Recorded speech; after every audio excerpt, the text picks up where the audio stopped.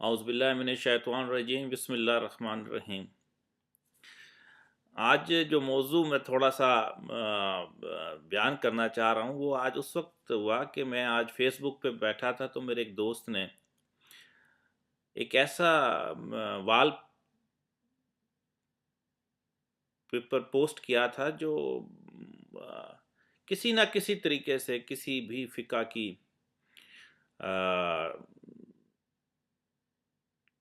توہین کے زمرے میں آ سکتا تھا یا ان کی دل آزاری کے زمرے میں آ سکتا تھا۔ تو کافی دیر تک میں سوچتا رہا، بلکہ میں نے سوچا کہ اس پہ اس کو جواب بھی دوں، لیکن پھر میں نے سوچا ابھی نہیں۔ بات اس میں یہ ہے کہ اگر ہم اسلام کو سمجھنا چاہتے ہیں تو ہمیں اسلام کے وہ پہلو جو ہماری زندگی میں اثر انداز ہوتے ہیں ہم کو اسلامی کتابوں میں نظر نہیں آتے، اور بعض چھوٹی چھوٹی باتیں جو ہم رستے میں جاتے ہوئے نظر انداز کر دیتے ہیں، لیکن ان کے پیچھے ایک بہت بڑی کہانی، بہت بڑی زندگی ہوتی ہے۔ جب میں اکثر مدینہ یا مکہ جاتا ہوں تو جب میں حرم کی حدود سے پہلے سڑک پہ لکھا ہوا نظر آتا ہے فقط المسلمین، فقط المسلمین، جس کا مطلب ہے کہ شہر میں مسلمانوں کے علاوہ کوئی داخل نہیں ہو سکتا۔ جب یہ بات ہم نے طے کر لی کہ صرف ہم مسلمان ہی اندر جا سکتے ہیں، تو پھر ہم کیوں آپس میں ڈفرینسیشن پیدا کرتے ہیں؟ ہم کیوں لوگ ذہنی، روحانی، اخلاقی اور نفسیاتی طور پر ایک دوسرے کے چھوٹی چھوٹی چیزوں کو، فروئی چیزوں کو اتنا زیادہ اچھالتے ہیں کہ ہمیں اسلام کے وہ زاویے نظر آنے لگ جاتے ہیں جن کا کبھی کسی بھی طریقے سے اسلام سے کوئی تعلق نہ ہو۔ تو اس حوالے سے ایک میں چھوٹی سی بات کہنا چاہتا ہوں کہ میں نے ایک واقعہ پڑھا ایک غیر مسلم، نو مسلم کا، کہ وہ کس طرح اسلام لے آیا۔ تو وہ اپنی ایک چھوٹی سی ایک کنورسیشن میں کسی جگہ پہ اس نے لکھا ہے کہ اس کے تین ہی شوق تھے: گٹار بجانا، لڑکیوں کو متاثر کرنا، شراب پینا، اور پھر جو رقم جمع ہوتی تھی اسے کسی لڑکی کو لے کر کسی پب میں بیٹھ جانا۔ تو یہ اس کا ایک روٹین کام رہا ہے جب تک وہ یہ کام کرتا رہا۔ ایک دن کسی شراب خانے میں اس کی ایک مصری نوجوان سے ملاقات ہو گئی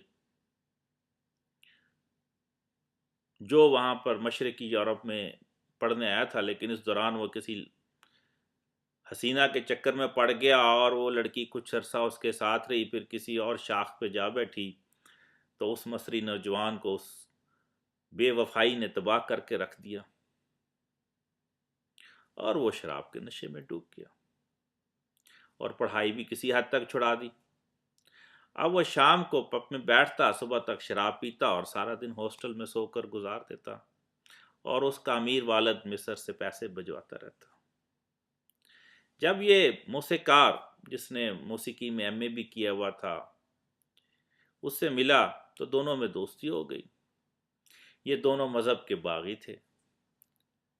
وہ موسیقار دنیا کے تمام مذاہب کو فراڈ سمجھتا تھا، اور مصری نوجوان بھی مذہبی روایات کے خلاف تھا۔ اس کا خیال تھا مذہب نے انسانوں کو تقسیم کر رکھا ہے، اگر لوگوں کے درمیان سے عیسائی، یہودی، اسلام، ہندو اور آپس کی جو سلفی اور مسلم ہوڈ اور بریلوی اور شیعہ اور سنی اور یہ ساری سرحدیں ختم کر دی جائیں تو انسان زیادہ امن اور خوشی سے رہ سکتا ہے۔ یہ ایک اس کا خیال تھا۔ یہ دونوں پب میں بیٹھ کر مذہب پر گفتگو شروع کرتے تھے اور جب تک ہوش میں رہتے بات کرتے رہتے۔ ان ملاقاتوں کے دوران موسیقار نے ایک عجیب بات نوٹ کی۔ اس نے دیکھا کہ مصری نوجوان گفتگو کے شروع میں اللہ، نبی اکرم صلی اللہ علیہ وآلہ وسلم اور قرآن مجید کے حوالے دیتا ہے، لیکن جو ہی شراب کا ایک پیک اٹھاتا تھا یہ نبی اکرم صلی اللہ علیہ وسلم اور قرآن کا ذکر نہیں کرتا تھا۔ یہ بحث کو عالمی مذاہب کی طرف موڑ دیتا تھا۔ موسیقار بحث کو قرآن مجید اور نبی اکرم کی طرف لانے کی کوشش کرتا تھا، لیکن یہ منہ سے ایک لفظ نہیں بولتا تھا۔ اس کی یہ عادت اس قدر پکی تھی کہ نشے کی انتہا پر پہنچ کر بھی اس کی زبان پر یہ دو لفظ نہیں آتے تھے۔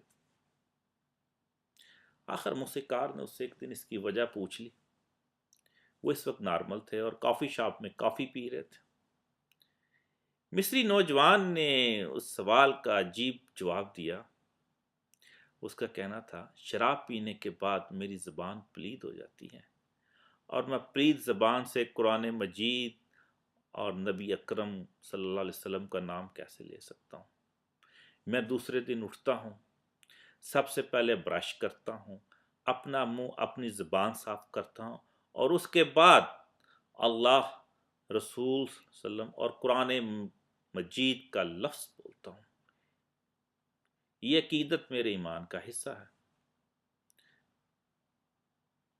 اور مسلمان خواہ کتنا ہی برا کیوں نہ ہو جائے یہ عقیدت اس کے دل میں رہتی ہے۔ اب اس میں یہ لفظ نہیں تھے، یہ تیر تھے، اور یہ تیر اس موسیقار کے دل پر لگ گیا۔ وہ بازار گیا، اس نے قرآن مجید کا ترجمہ خریدا اور پڑھنا شروع کر دیا۔ یہ قرآن مجید کو جوں جوں پڑھتا گیا اس کی کایا پلٹتی گئی، یہاں تک کہ یہ اسلام کی حقانیت کے رنگ میں رنگ گیا اور اس نے مغربی حلیہ چھوڑ دیا۔ موسیقی جو اس کی روح کا حصہ تھا وہ چھٹ گئی، وہ اپنا مذہب چھوڑ دیا اور ہدایت کے رستے پہ نکل آیا۔ تو اس نے ایک ہی بات کہی، قرآن تو ہر کوئی پڑھتا ہے، قرآن کا ترجمہ بھی سب نے پڑھا، لیکن جو چیز میں نے قرآن سے سیکھی اور اس کلمہ پڑھنے کے بعد وہ ایک ہے، اور وہ کیا ہے؟ عقیدت۔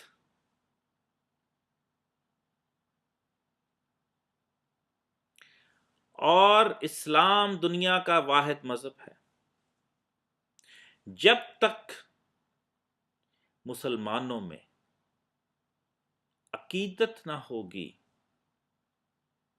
نہ ان کے رزق میں برکت ہوگی، نہ وہ ترقی کر سکیں گے اور نہ ہی وہ غلامی کی زنجیروں سے آپ باہر نکل سکیں گے۔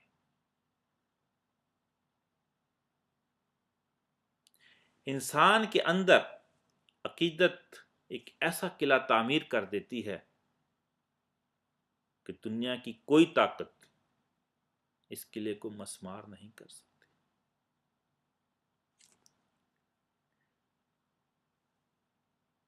اور دنیا کا کوئی لالچ، کوئی خوف اور کوئی ثقافتی یلغار اس کی خو کو تبدیل نہیں کر سکتی۔ اور آخری بات، یہ جو عقیدت ہے یہ بلٹ ان ہے، اور وہی مسلمان جس میں یہ عقیدت ہو قرآن سے، نبی اکرم صلی اللہ علیہ وسلم سے، وہ مسلمان پھر نہ تو گوئنٹے مالا کی جیلوں سے ڈرتا ہے، نہ وہ ٹریڈ سینٹر کو تباہ کرنے سے ڈرتا ہے، اور نہ ہی وہ میجر عزیز بھٹی کی طرح بم باندھ کر ٹینک کے نیچے لیٹنے سے ڈرتا ہے۔ لیکن جب ہم عقیدت کا عنصر مسلمانوں سے نکال دیں گے تو مسلمان نہ چاہتے ہوئے بھی غلام بن جاتا ہے، اپنی خواہشات کا غلام بن جاتا ہے۔ اور جب تک عقیدت ہوتی ہے نبی سے، اس کے قرآن سے جو اللہ نے ان کو نازل کیا، اس وقت تک وہ اسلام کو ہر اس زاویے سے دیکھتا ہے جس سے عام سا مزدور غازی علم دین شہید بن جاتا ہے۔